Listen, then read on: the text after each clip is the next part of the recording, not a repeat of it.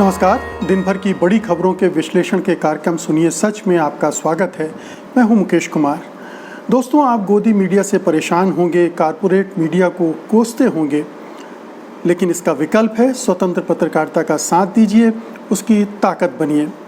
सत्य हिंदी की सदस्यता योजना इसी दिशा में एक बड़ा कदम है। इसमें आर्थिक योगदान के जरिए आप स्वतंत्र पत्रकारिता को मजबूती प्रदान कर सकते हैं।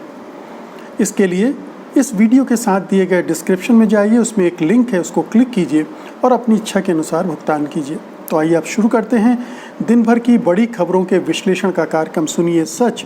और सुनिए सच में सबसे पहले आज की खास खबरों पर एक नज़र।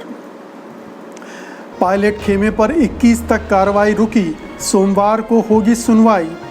ऑडियो क्लिप में बागियों और केंद्रीय मंत्री के बीच लेन देन की बातें।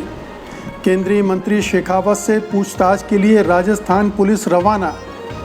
अल्पसंख्यक आयोग ने कहा दिल्ली दंगे सुनियोजित और संगठित थे।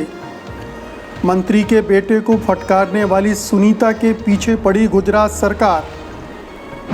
खास खबरों पर नजर डालने के बाद आइए सिलसिला शुरू करते हैं बड़ी खबरों के विश्लेषण का विस्तार के साथ। सबसे पहले आज की सबसे बड़ी खबर।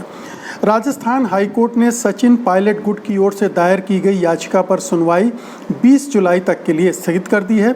इससे पायलट खेमे को थोड़ी राहत ज़रूर मिली है, क्योंकि हाईकोर्ट के आदेश के अनुसार स्पीकर उनके खिलाफ दी गई नोटिस के तहत 21 जुलाई तक कोई कार्रवाई नहीं कर सकते हैं। सुनवाई के दौरान पायलट गुट की ओर से हरीश साल्वे ने कहा कि अगर कोई विधायक अपने मुख्यमंत्री के भ्रष्टाचार और तानाशाही रवैये के खिलाफ बोलता है, अपनी सेंट्रल लीडरशिप को जगाता है, तो ये उसकी अभिव्यक्ति की स्वतंत्रता है, बगावत नहीं है। साल्वे ने सचिन पायलट की तरफ से कहा कि मैं सरकार को गिरा रहा हूं या किसी भी सीमा को पार करके कोई पाप कर रहा हूं तो समझ में आता है कि मैं गलत कर रहा हूं, मगर मैं जब आवाज़ उठा रहा हूं तो ये हमारे अधिकार का हिस्सा है जो आर्टिकल 19 के तहत मुझे मिला है। अभिव्यक्ति की स्वतंत्रता हमारे संविधान का हिस्सा है, इसलिए इस नोटिस को तुरंत रद्द किया जाए। उन्होंने नोटिस को गैर कानूनी बताया। तो अब अदालती लड़ाई शुरू हो गई है। सचिन पायलट गुट को राहत तो नहीं कहना चाहिए, अदालती कार्रवाई है, सुनवाई में वक्त लगता है। तो अब 20 तारीख को ये सुनवाई आगे होगी और उसी दिन संभवतः कोर्ट के कुछ निर्देश आएंगे, आदेश आएंगे।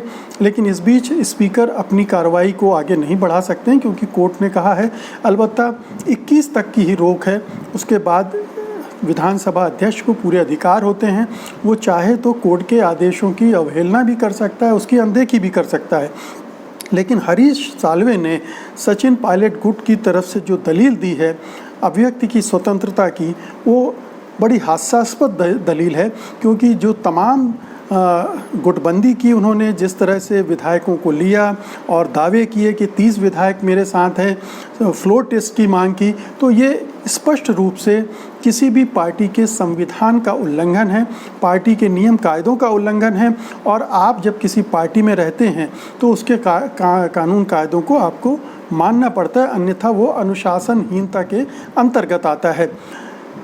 नेतृत्व के खिलाफ बोलना कुछ और बात है, लेकिन अगर आपकी गतिविधियों में पार्टी विरोधी काम है, जिसमें पार्टी को तोड़ने की बात है, सरकार को गिराने की बात है, तो निश्चित रूप से ये आपकी अनुशासनहीनता के दायरे में आता है। और इसलिए ये सचिन पायलट की तरफ से ये दी जा रही दलीलें या अभिव्यक्ति की स्वतंत्रता का हवाला बेमानी है, उसका कोई आधार नहीं है। तो निश्चित रूप से जब 20 तारीख को हाईकोर्ट इसकी सुनवाई करेगा तो वो तमाम चीज़ों को देखेगा और जो राजस्थान सरकार है उसका पक्ष भी सुना जाएगा। उसके बाद ही कोई कोर्ट का फैसला करेगा। तो हमें इंतज़ार करना चाहिए कोर्ट के फैसले का। 20 जुलाई बहुत दिन नहीं है, सोमवार को ये सुनवाई होगी और हमें ये भी देखना होगा कि विधानसभा अध्यक्ष इस बीच में क्या करते हैं और 21 तारीख को वो किस तरह का निर्णय सुनाए देते हैं। अगली खबर का रुख करते हैं। राजस्थान में सरकार को गिराने की कोशिशों के सिलसिले में 3 ऑडियो क्लिप के आने से नया मोड़ आ गया है। कहा जा रहा है कि ऑडियो क्लिप में कांग्रेस के बागी विधायक भंवर लाल शर्मा, केंद्रीय मंत्री गजेंद्र सिंह शेखावत और जयपुर निवासी संजय जैन के बीच विधायकों की खरीद फरोख्त को लेकर बातचीत हो रही है। पहली ऑडियो क्लिप में बीजेपी नेता संजय जैन और कांग्रेस नेता भंवर लाल शर्मा के बीच बातचीत है, जिसमें संजय जैन कह रहे हैं कि सारी बात हो गई है, बस एक बार आप संख्या बल देख लेना। इसके बाद भंवर लाल कहते हैं कि सरकार तो रैनी कोणी बर्खास्त करनी पड़ेगी। इसके बाद अमाउंट की भी बात होती है। बीजेपी नेता कहते हैं कि पूरी व्यवस्था हो जाएगी और वरिष्ठता का भी ख्याल रखा जाएगा। एक और वीडियो में कथित तौर पर शेखावत की आवाज़ है, इसमें वो भी खरीद फरोख्त की बात कर रहे हैं। हालांकि केंद्रीय मंत्री गजेंद्र सिंह शेखावत समेत तीनों नेताओं ने अपनी आवाज़ होने से इनकार किया है। शेखावत ने ऑडियो को फर्जी बताया है, लेकिन राजस्थान सरकार ने FIR करवा कर जाँच शुरू कर दी है। कांग्रेस ने केंद्रीय मंत्री की गिरफ्तारी की मांग भी की है। अब ये तो अमूमन होता है कि कोई भी वीडियो आता है या ऑडियो आता है तो जो भी उससे फंस रहा होता है वो तुरंत उससे इनकार करता है कि ये वीडियो फर्जी है, ये ऑडियो फर्जी है, उसमें उसकी आवाज़ नहीं है, वगैरह वगैरह।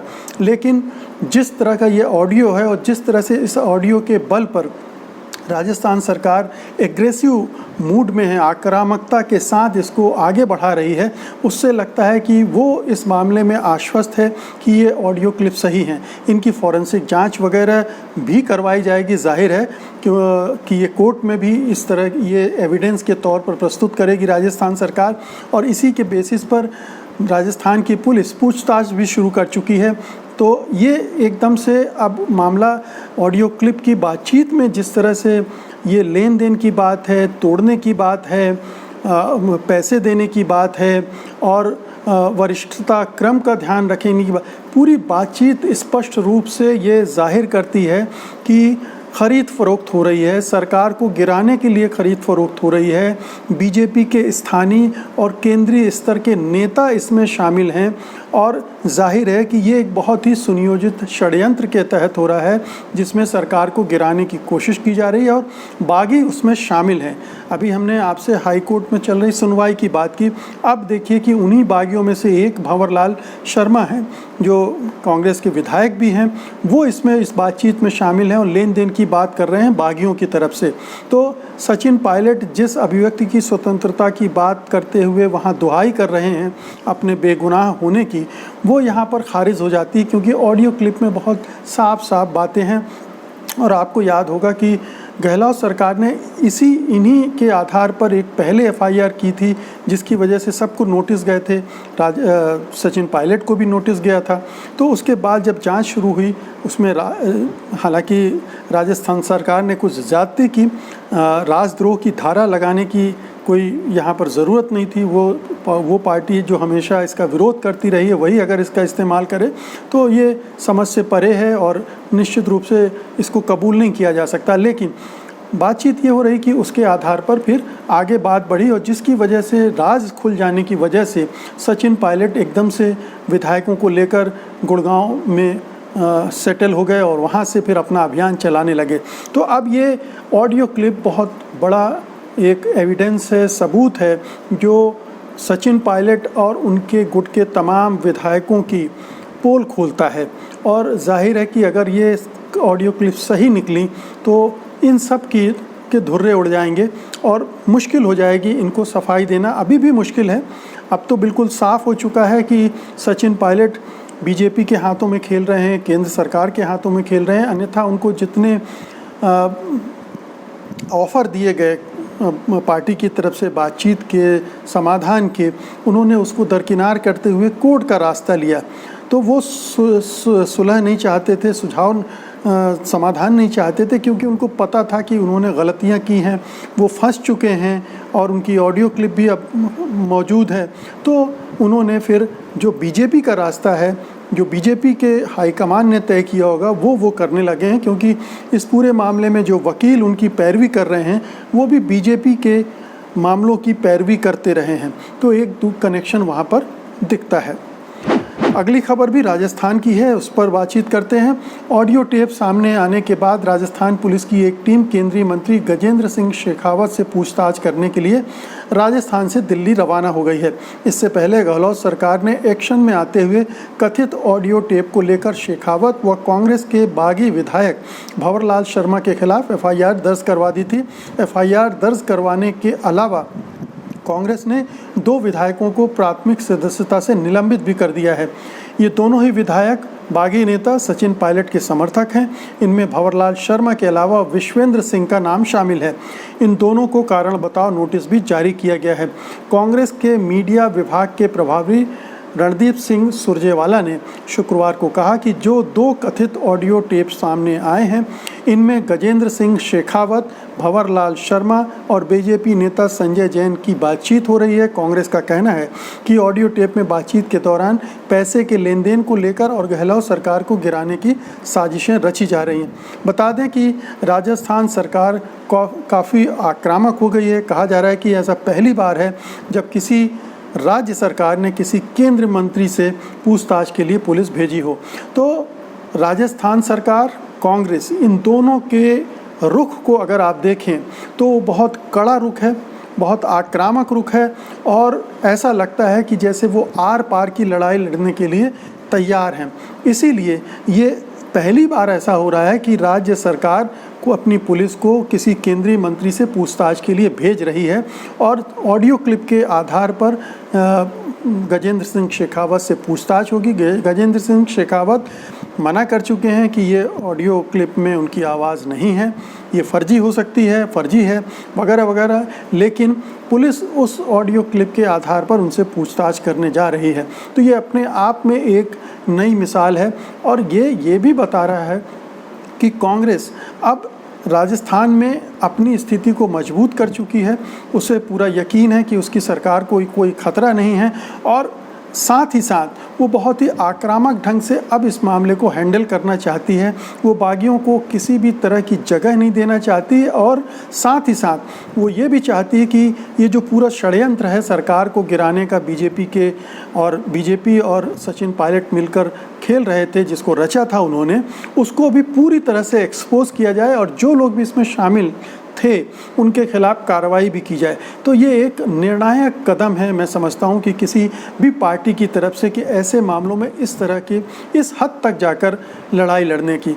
तो ये एक तरह से कांग्रेस के लिए जुझारू तेवर हैं, लड़ाकू तेवर हैं और इस तेवर की ज़रूरत थी क्योंकि उसकी एक एक करके कई सरकारें, केंद्र सरकार ने, बीजेपी ने मिलकर गिराई है ऑपरेशन लोटस के नाम पर।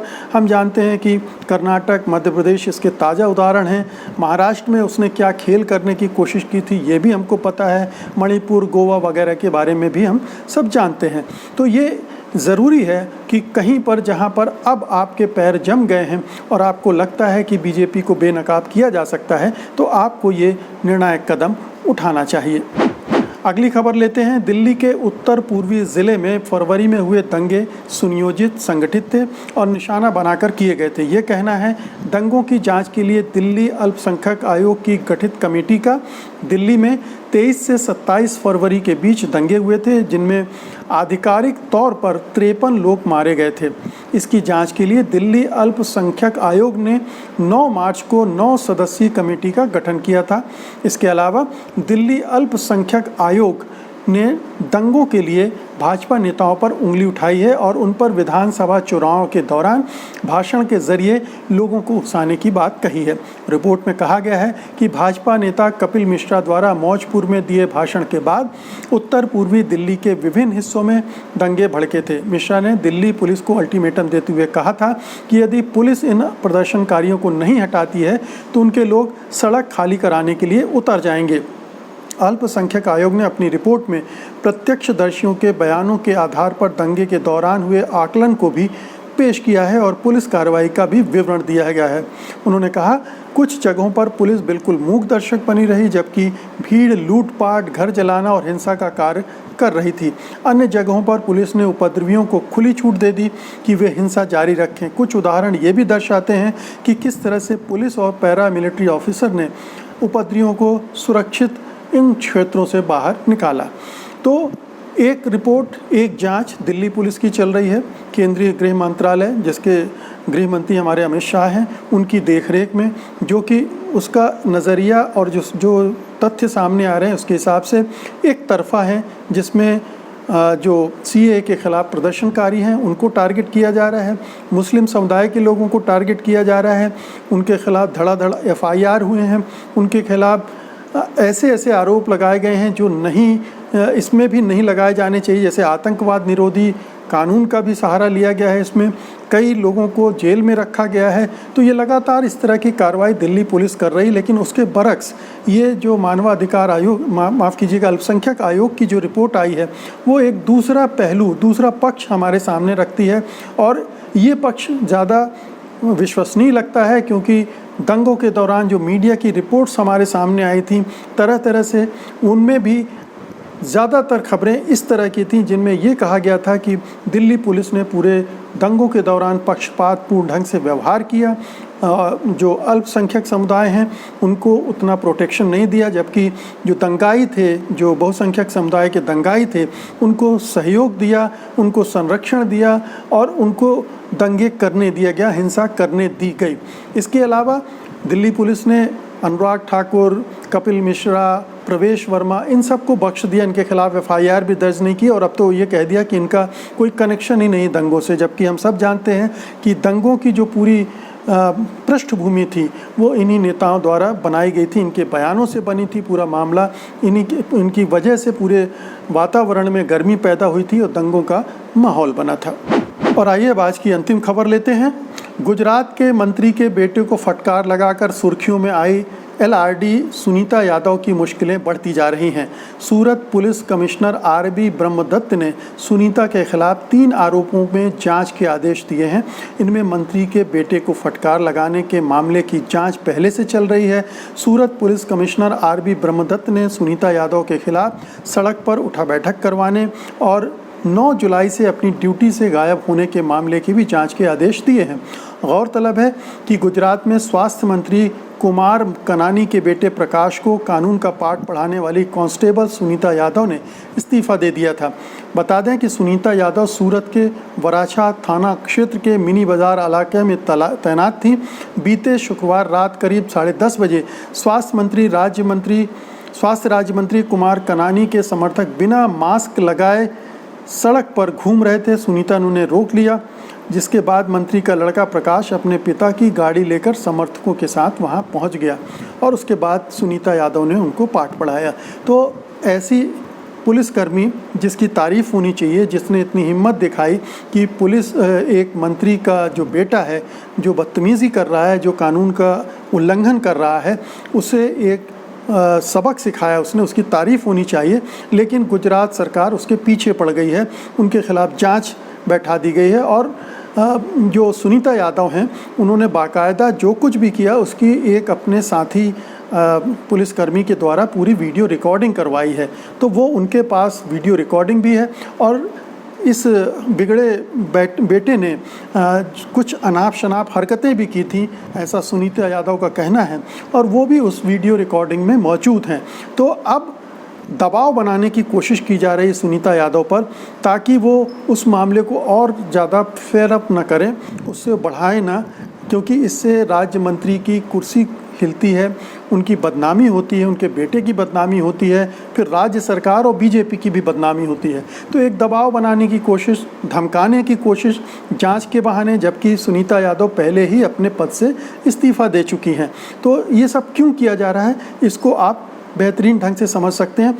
इसी के साथ आज इसी तरह की एक और हम आपको रिपोर्ट दिखा रहे हैं जो कि मणिपुर से है। ये खबर मणिपुर से है, जहाँ एक महिला अफसर को राजनीतिक दबाव का शिकार होना पड़ रहा है। मणिपुर की एक पुलिस अफसर थोना ओजम बिंद्रा ने हाई कोर्ट को बताया है कि राज्य के मुख्यमंत्री एन बीरेन सिंह ने उन पर एक ड्रग माफिया को छोड़ने के लिए दबाव डाला। अदालत को दिए गए एफिडेविट में बिंद्रा ने कहा है कि लुखौसी झोऊ नाम के ड्रग माफिया को रिहा करने के लिए उन पर किस तरह दबाव बनाया गया और उनसे माफिया के खिलाफ दायर चार्जशीट को वापस लेने के लिए कहा गया। ये मामला इन दिनों मणिपुर की सियासत में खासा चर्चा में है। तो बिंद्रा ने एक ऐसे ड्रग माफिया को गिरफ्तार किया था जिसके पास से 28 लाख कैश भी बरामद हुआ था, ड्रग्स भी बरामद हुई थी और अब उसको बचाने की कोशिश मुख्यमंत्री कर रहे हैं और भी जो ताकतवर नेता हैं वहाँ की बीजेपी की सरकार के, वो भी कर रहे हैं। और ख़ास बात यह है कि ये जो लुखौसी झोऊ नाम का ड्रग माफिया है वो बीजेपी का नेता है और इसलिए उसको बचाने की कोशिश हो रही है। अब उस महिला पुलिस अफसर बिंद्रा ने इतनी हिम्मत दिखाई है कि सीधे हाई कोर्ट में जाकर अपना एफिडेविट दाखिल कर दिया है। इससे जाहिर है कि पोल खुल गई है पूरे मुख्यमंत्री की और सब जगह उनकी बदनामी हो रही है। और अब बुलेटिन ख़त्म करने से पहले आज की आपको ताज़ा तरीन जानकारी दे दें कोरोना के बारे में। भारत में संक्रमण के मामले 10 लाख से भी ऊपर चले गए हैं। एक दिन में आए करीब 35,000 नए मामले, ये भी एक नया रिकॉर्ड है। राहुल ने कहा है ऐसे तो अगले 10 अगस्त तक जो कोरोना से संक्रमित लोगों की संख्या है वो 20 लाख से पार चली जाएगी, ये उन्होंने एक स्टेटमेंट में कहा है। अगर आंकड़ों की माने तो भारत में कोरोना वायरस के कुल एक्टिव मरीजों में से आधे के लिए देश के 10 शहर जिम्मेदार हैं। यानी इन जगहों पर लॉकडाउन और बंदी का कड़ाई से पालन देश में रिकवरी रेट को और ऊपर पहुंचा सकता है। स्वास्थ्य मंत्रालय के डेटा के मुताबिक देश में सबसे ज़्यादा एक्टिव केस महाराष्ट्र के ठाणे ज़िले में हैं, जहां 34,721 एक्टिव केस हैं। इसके बाद हैदराबाद का नंबर आता है जहां 28,000 से ज़्यादा एक्टिव केस हैं। महाराष्ट्र के 2 और शहर पुणे और मुंबई हैं, यहाँ भी 25,000 के करीब मामले हैं। इसके अलावा दिल्ली, बेंगलुरु, चेन्नई, कोलकाता, गुवाहाटी और अहमदाबाद का स्थान आता है। दुनिया में संक्रमितों का आंकड़ा 1,37,00,000 से बाहर पहुंच गया, ऊपर पहुंच गया है।